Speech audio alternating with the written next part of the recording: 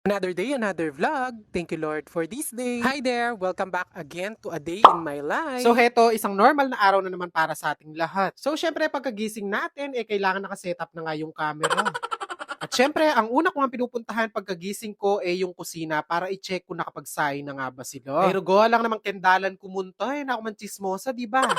Bali ng mga oras nga na to, nakapagkape na ako at heto, luto na nga yung kanin, kaya naman pinatay ko na nga yung kalan. Lumabas nga ako para tignan yung panahon kung maganda nga ba. Ay Diyos ko, kalupa kayo pala, malaguya.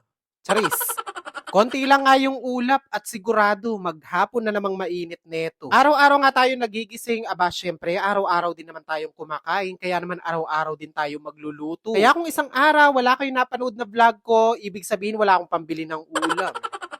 Anyway, kung nakita nyo nga, bumili nga ako ng mga rekado para nga sa lulutuin kong ulam for today's video. Pero nga dyan pechay, repolyo, kamatis, at yung bagoong. Aminin nyo, bigla kayong napaisip kung anong lulutuin ko. Bali, napanood ko lang din itong ulam recipe na to dun sa idol kong nagva-vlog din. At kasama nga sa recipe niya, yung mga langgam. Charis. Ay Rugo, inunahan ko na nga kayo kasi sigurado mapapansin nyo yung mga langgam doon sa sangkalan ko. Di bale, kahit naman maisama natin yan sa linuluto natin, laman tiyan din naman yan. Una ko na nga hiniwa kanina yung pechay at hiniwa ko lang to ng dalawa. Diyos ko, sigurado na ito nag-iisip kayo, ba't puro yata gulay yung lulutuin ko? Kayo migaga na ka, manipong ko pampanas, sayapin deta rin pansahog tamo. Charis! Anyway, pagkatapos ko nga mahiwa yung pechay, agad ko na nga ding hiniwa itong ating rifoli. Pinasosyal ko lang, pero repolyo lang talaga yan. 10 hiwa nga yung ginawa ko dun sa repolyo para nga hindi mahirap kainin. At habang nga nagpe-prepare ako ng lulutuin ko, bigla nga may tumawag sa akin. Meron nga akong isang followers na napadpad dito sa amin at heto, hinahanap nga daw ako. Noong mga time na yan, talagang pawis na pawis pa ako. Diyos ko, nakayabaw nga chika nini. Buti na nga lang daw, may reunion sila dito sa may Balukok at ayun na nga, nakita nga yung bakod kung saan nga ako nagsasampay. Wala na pa mo, rigu ka na kuya yung bakod ay ni, nabalo kang bapak Na mga time na to, gusto ko nga silang pakainin. Ang problema nga lang, nagluluto pa nga lang ako. Pupunta nga daw sila ng reunion na mapansin nga nila tong bakod kung saan nga ako nagsasampay. Kaya nung nakita niya nga daw, agad daw siya nagpababa at hinahanap niya daw si Another Day, Another Vlog. Medyo natatawa nga lang ako dahil yun nga yung tumatatak sa mga followers ko. O siya, kay susunod na Domingo, palitan ko nilag yung page ko, Bangkan Talia Malilili. Charis.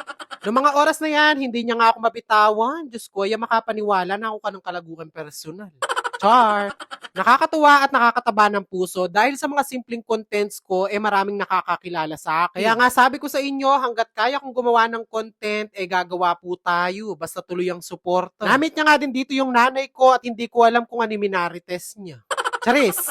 Dahil nga medyo matuwata, nakakaliwang kay Parugwing Laguna. Pero shoutout po kay kayo, mother. Kung hindi nga ako nagkakamali, taga Mexico, Pampanga pa nga daw sila. Walaman nga ako napamerienda sa kanila, kaya sabi ko, pumili na lang sila ng damit na nakasabit dito sa mga sampayan.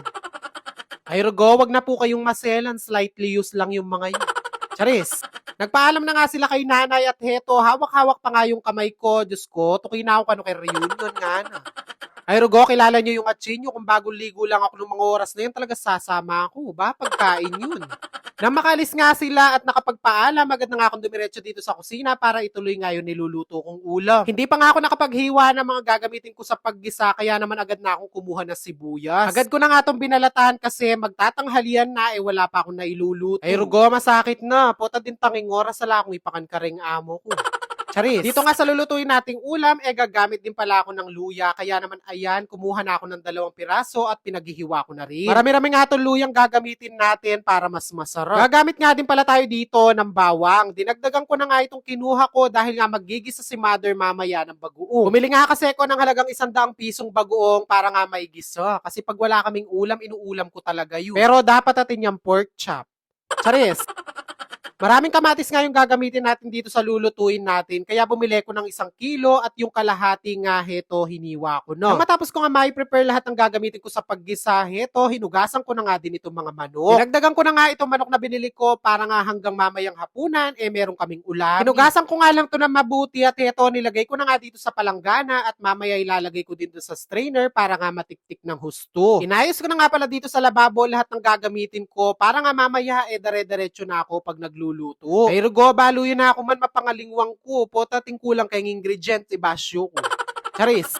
Naglagay na nga pala ako ng konting mantika dito sa kawali at nung mainit na nga, una ko nang nilagay itong mga luyo. Halu-haluin lang natin to ng mabuti hanggang maging golden brown. Kahit hindi nyo nga itinatanong, yung lulutuin nga pala natin for today's video, kinamatisang manok. Kaya kung napansin nyo, maraming kamatis yung hiniwa ko. At nung okay na nga yung luya, ayan, agad ko na din sinunod yung mga sibuyas. Kapag medyo naaamoy mo na nga nasunog na, ayan, sunod na natin yung bawang. Hinati ko lang nga yung mga pinaghihiwa natin kanina dahil yung kalahati ilalagay dun sa gigisang bagoong. Halu-haluin lang natin ulit hanggang lumabas yung aroma. Kapag nga naaamoy mo nga na masarap na, patay mo na yung kalan. Okay na yan.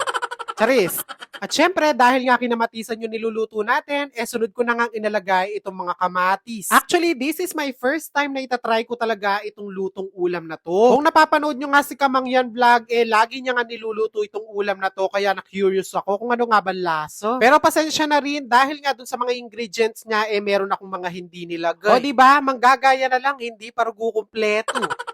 Dito nga maglalagay nga din pala tayo ng konting paminta para medyo may anghang. Maglalagay nga din pala tayo dito ng konting patis pampalinamnam. At kapag nga medyo nalusaw na nga yung kamatis, sunod na nating ilalagay yung mga manok. Hahaluin natin to ng hahaluin hanggang kumapit nga yung mga pampalasan nilagay natin dito sa manok. Papakuluan nga natin yan ng konti at heto, ng kumulunga, nilagyan ko na nga ng pampalasa. Bali, naglagay nga pala ako dyan ng isang basong tubig. Kung mapapansin nyo, nagkasabaw nga siya. Luto na nga din pala yung manok, kaya naman ilalagay ko na nga yung mga gulay. Madali lang naman kasi maluto yung mga gulay, kaya hinuli ko na at hinayaan ko munang maluto talaga yung manok. Actually, pinakamalapit nga yung lutong ulam na to sa sinampalukan or sa sinigang. Pero ang gamit nga natin pang-asim dito yung kamatis. So medyo half cook na nga yung mga gulay na nilagay natin. Ayan, nilagay ko na nga din pala yung mga siling haba. Pinakuluan ko lang ng ilang minuto at heto, ready to serve na nga yung ating kinamatisang manok. Nagsandok na nga pala ako ng konting kanin at ulam at syempre hindi mawawala yung kape.